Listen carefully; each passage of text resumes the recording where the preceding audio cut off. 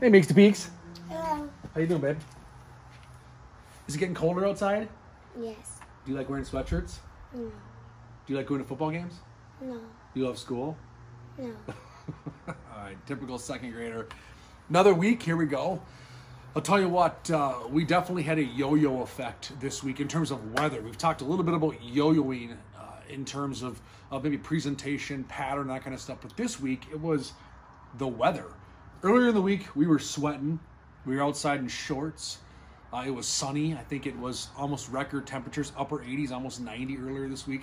And now here the last few days, it's been sweatshirts, storm skin, soft shell, rain suits. You like playing in the rain? Yay! She likes playing in the rain, but we've had a bunch of rain, a couple days of rain. The rain subsided. It's raining right now. I know, you love the rain, don't you? No. Is it fun? It's cold. Oh, it's cold.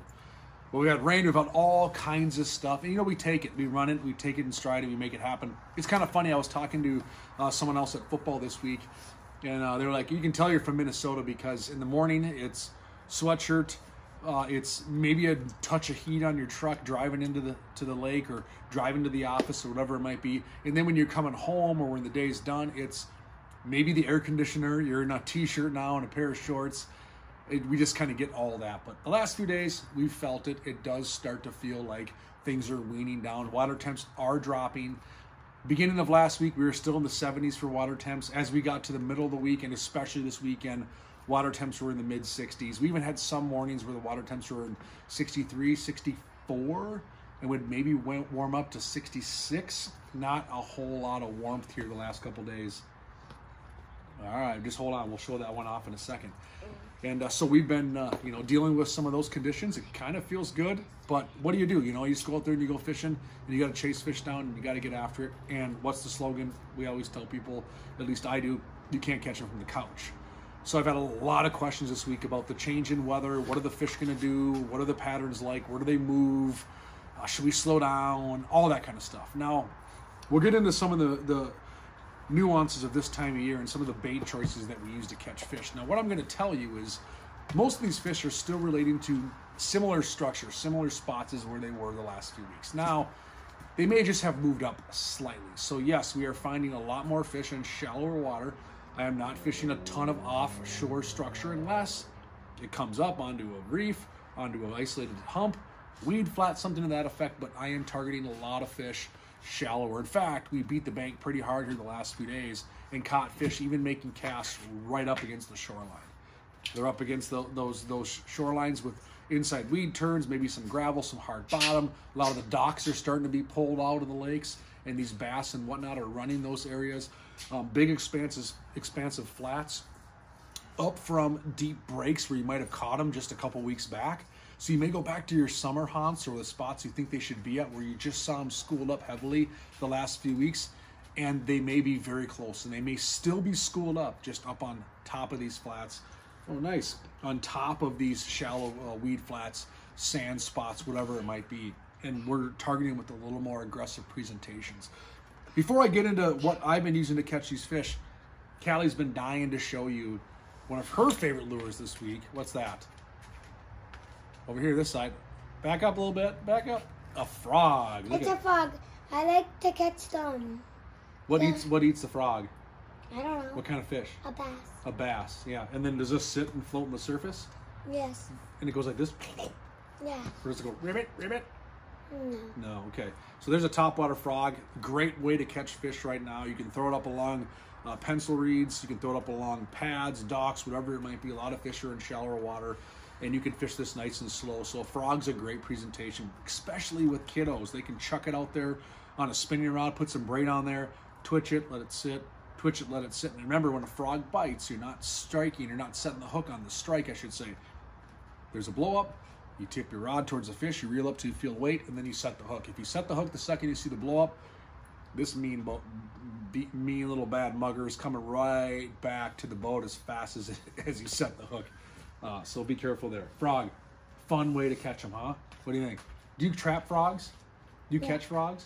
Yeah, but I don't kill them. Callie catches frogs around the house all the time, puts them in 5-gallon buckets, No. keeps them as a pet for a couple days, and then you let them go, right? Yes. Okay. All right, moving on. So moving baits. I'm not going to hit on the chatterbait a bunch. That continues to be awesome. Bye. We catch a... You're leaving? All right, thank you. I appreciate the conversation. You're welcome. Callie's out. And chatterbaits, I'm not going to touch on those a ton. We know they're catching fish. They're going to continue to catch fish. It's probably one of the first baits I continue to chuck and cover water. It gets the knot all the time. But we've been throwing a lot of other things. Now, so when it comes to swim baits, I've been having clients fish these. I've been fishing these. And I'll show you one of my all-time favorite swim baits. In fact, Drew Aspinwall, who works with me at Clam Outdoors and Blackfish Gear, has been schooling me and everyone else, I think, in any tournament he jumps into with this presentation. This happens to be your largie smasher from All Terrain. Now, this is a new swim head this year from All Terrain Tackle, and it comes in a largie smasher and a smasher. You've heard about the smallie smasher. This is two new variations. The difference is the largie smasher you can see here is going to be usually in larger sizes, longer shanked hook, and you can see it's got that barbarian curve. It's got that curve in there, a little different point, a little different hook gap, used for larger swim baits. This is a 4-inch Largo shad. And then the smasher is going to have a round bend, a little more stout, and it's going to be maybe for 3, maybe 4-inch presentations like this. But you can get away with a larger bait with the largie smasher. But either or, we're fishing that same style head. This is going to be an all-purpose swim bait. I'll pitch this out there, let it sink down 5, 6, 8, 10 feet if I have to, slow retrieve, or you can beat the bank with this thing. So this is a great combination. And what I have my clients fishing is spinning rod, medium heavy, 7-foot spinning rod, 20-pound braid, fluorocarbon leader, and away they go. Now, the way I fish this presentation with my setup is I'm running 7/6 medium heavy, maybe even heavy action rod, depending on the blank. All blanks are different. And I'm running, usually a 17-pound fluorocarbon direct, the whole line. And I'm using a Corrado DC from Shimano the way I'm fishing this. But for clients, for my kids, I put it on a spinning rod. They go to town, very effective. We've caught bass, largemouth, smallmouth, and walleyes on this, and pike, of course. They eat everything in the last week in that shallow situation. So we've thrown this up into, 2-3 feet of water and as deep as 16 feet of water this week, and caught fish on that largie smasher head from All Terrain, Largo shad combo. And I bring a variety of different plastic tails on there depending on the situation I'm fishing and where I'm fishing in terms of how I want to match things up. But lately it's been a lot of bluegill, crappie, perch type situations. That's what these fish seem to be feeding on. So I'm trying to find something that matches that situation. So that swim bait combination has been extremely effective, and I plan to lean on that a lot here the next few weeks as well. In fact, you can fish that swim bait combination, I would say, until you're done fishing here the rest of the year, because you can fish it just slower. You don't need to burn it back. You don't need to be super aggressive. You can pitch it, flutter it down, and just slow it.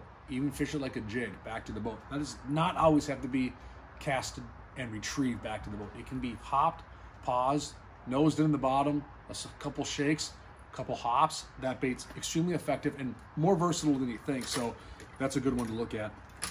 We've talked about all different variations of Ned rigs and jig worms and things like that. So the Ned rig continues to catch fish. In fact, on Friday, Brian Lindbergh and I, our art director from Clam Outdoors and Blackfish Gear, were doing a photo shoot, and Brian was just sitting in the back of the boat dragging around a Ned rig. In fact, he was just pitching just a Z-Man Ned head, and he was actually using a Little General from Berkeley, this exact setup, to be honest, catching a pile of fish. So this is a very versatile way to catch a lot of fish right now. Ned rigs, again, something that we've all leaned on probably all summer long, but I'll tell you what, you can fish a Ned rig from Minnesota Fishing Opener until you put your boat away in the fall.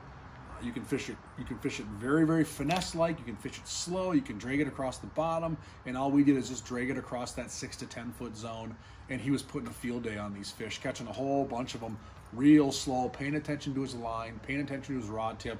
And they were picking up that little deadly Nedley and catching a whole lot of fish. And if I'm not fishing that setup, I lean heavily on that new Ned Ringer. We've talked about this before. It was a hot bait for me in the summer. I've caught a bunch of fish on the Ned Ringer here the last couple weeks as well. And in fact, I plan to fish this throughout the next few weeks going forward.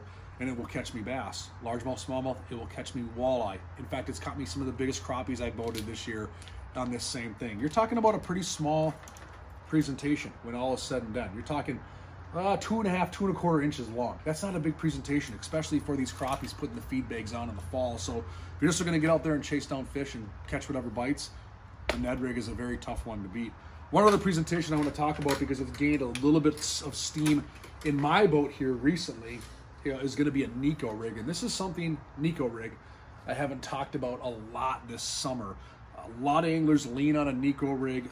They work exceptionally well in a variety of situations, everywhere from fishing guides to novice bass heads to professional tournament fishermen. I had Brandon Card in the boat, and he caught a big 5-pounder with me on a Nico rig. And this is something I think a lot of anglers probably understand or have heard about. Maybe a lot of anglers don't necessarily fish. And I'm going to talk about what a Nico rig is real quick in case you're not familiar with it. Now, you might think on first glance this is a wacky rig, right? But you may notice the way the hook is pointed. It's not pointed at you this way. That bait is not turned like this on a wacky rig. It is coming at you, hook point towards you, right? You can see that hook like this.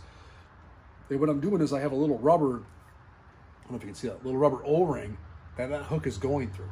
And now on the back end of this, I got a piece of weight, little push pin, little pin weights shoved into the back end of this. So this weight's gonna go in the bottom. I can adjust the distance I want on either side, and it's gonna go on the bottom like this, and it's gonna be more of a finesse style application for really putting a wacky rig look at a fish, but in a combination with the jig worm. So the Nico rig has been very effective. It's a great bait to fish this time of year if the fish maybe are starting to get a little sluggish, a little bit of fall turnover, that sort of stuff. You may see me turn to a Nico rig to get some of those more subtle negative fish to bite. So do some research on a Nico rig. It's one of those presentations I'd tell you probably want to throw into your arsenal.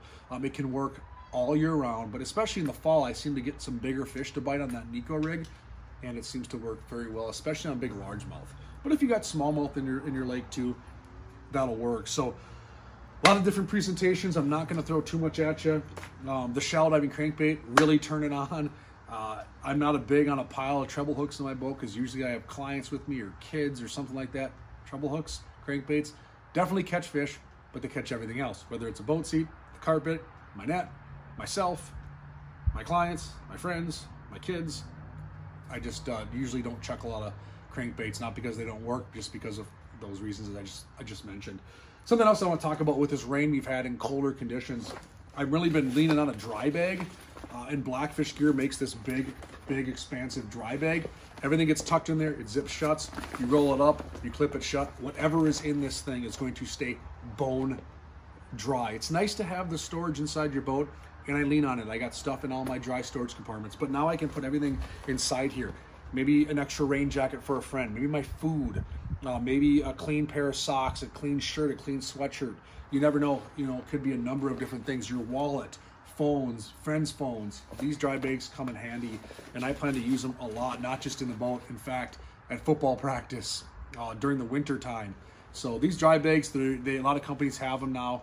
Blackfish jumped on the bandwagon a couple years back, and there's a cool dry bag you can find on blackfishgear.com. It's the one I've been using a lot. In fact, it's inside right now, outside drying off a bit, because the last few days it's rained. I've needed to use it, and it works pretty darn good. So there you have it. Water temps low 60s. Fish are starting to stage shallower. You're starting to see docks being pulled. Continue to lean on the moving baits.